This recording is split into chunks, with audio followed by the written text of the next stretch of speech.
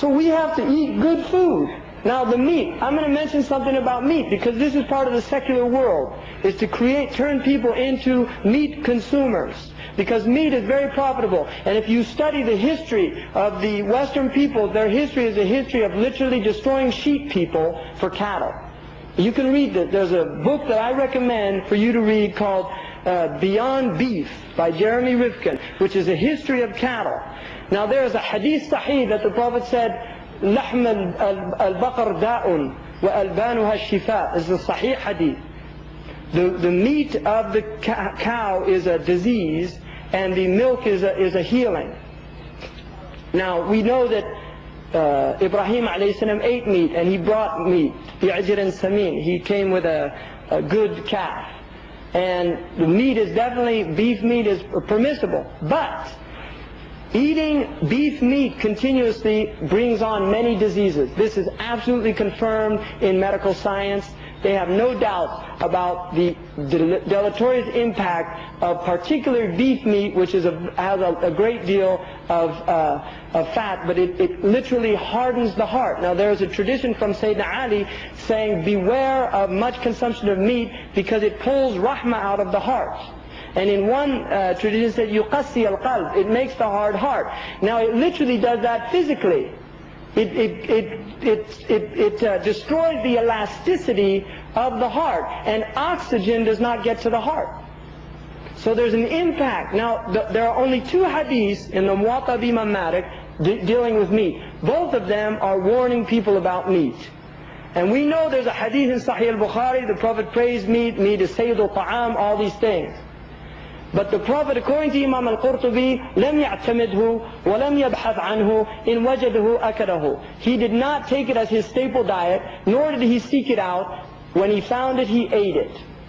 And they did not eat a lot of meat. And I contest anybody who has been born a Muslim, if your grandfather is still alive and they're not from a wealthy family, ask them how often they ate meat in the Muslim world. People literally, I know Yemenis who told me in Yemen they had meat maybe once a month, twice a month. Some people only on the Eid times. And then when they had meat, they just used to be literally hardly any sprinkled on the food. Now the other thing is, traditionally the Muslims did not eat beef. It's not a traditional meat of the Muslims. The Muslims ate sheep. But the beef eaters, in fact the British have the beef eater. That's literally a British in the army, right? They have the beef eaters.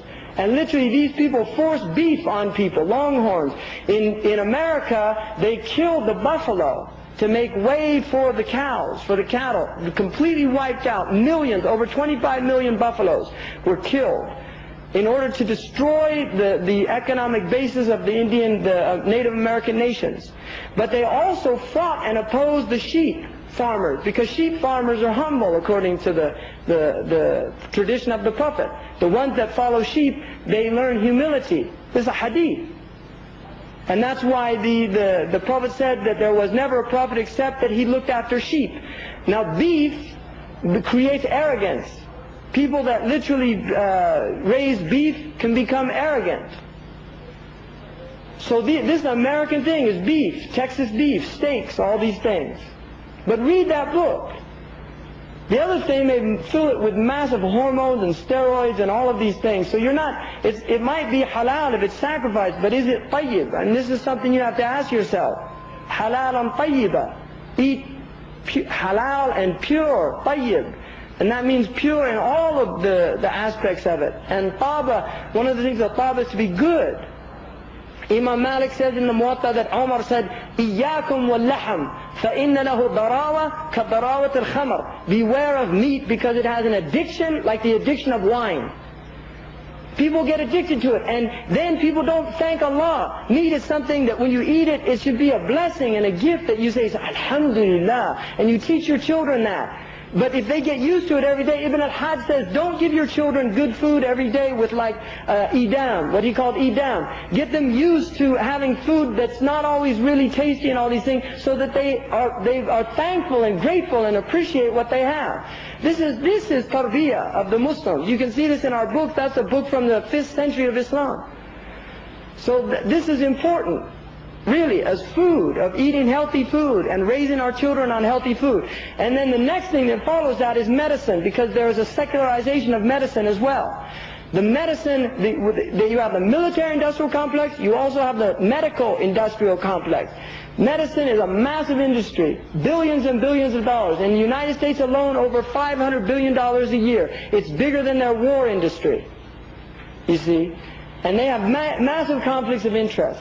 What they do, much of the medicine that is used, and if there's any doctors in here, then without deference to you, because Muslim doctors should really question things and shouldn't just take all these things face value. We have a tib in Islamic tradition, which doesn't negate that you can progress and learn new things and all these things. But we should not take the theories of medicine as absolute fact. Because much of the medicine that exists now is based on maintenance of illness, of not getting people better, but of maintaining illness. So you end up, if you go to a doctor, they give you pills, before you know it, you're literally getting a pharmacy bill every month. And then these bills disturb your biochemical balance in the body so much that you can't go off them. It becomes dangerous to stop taking the pills. Now, I'm not saying some people need, I'm not saying give up all, if people are on medicine, I'm definitely not saying throw away your medicine. But what I'm saying is, if you do become ill, look at all the possible alternatives. Much of our illness is from the way we eat, because we don't exercise. If you look at Muslims, they look unhealthy.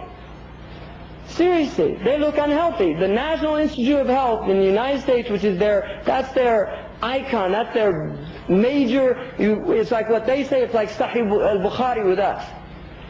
They said 85% of the illness in the United States is directly related to diet and lack of exercise. But if you go to a doctor, he doesn't say eat well and exercise. He said take this pill.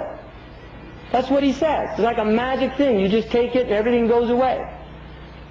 But if you go to a good doctor, he say, listen, first of all, you look like hell. You better do something about it. That's a good doctor. They say the friend is the one that makes you cry, not the one that makes you happy. A good doctor will tell you, what are you doing to yourself? How'd you get in? Unfortunately, most of these doctors, they're out here too. He just had his triple bypass.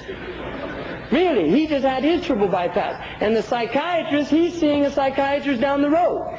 And his daughter's taking drugs. Really.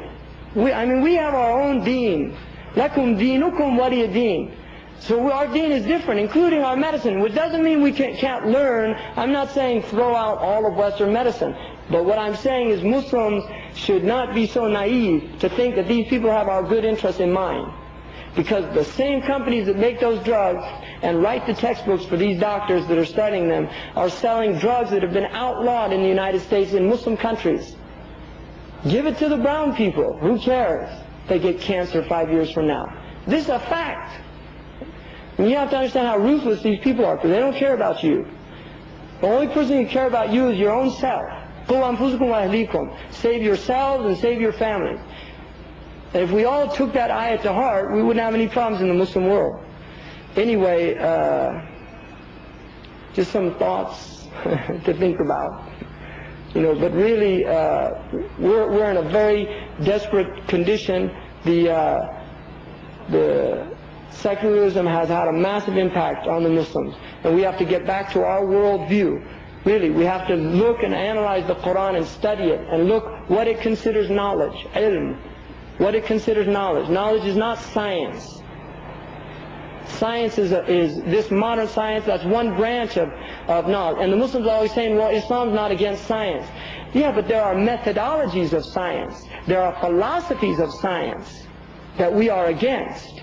And much of the methodologies and philosophies that are used with their sciences we are completely opposed to and consider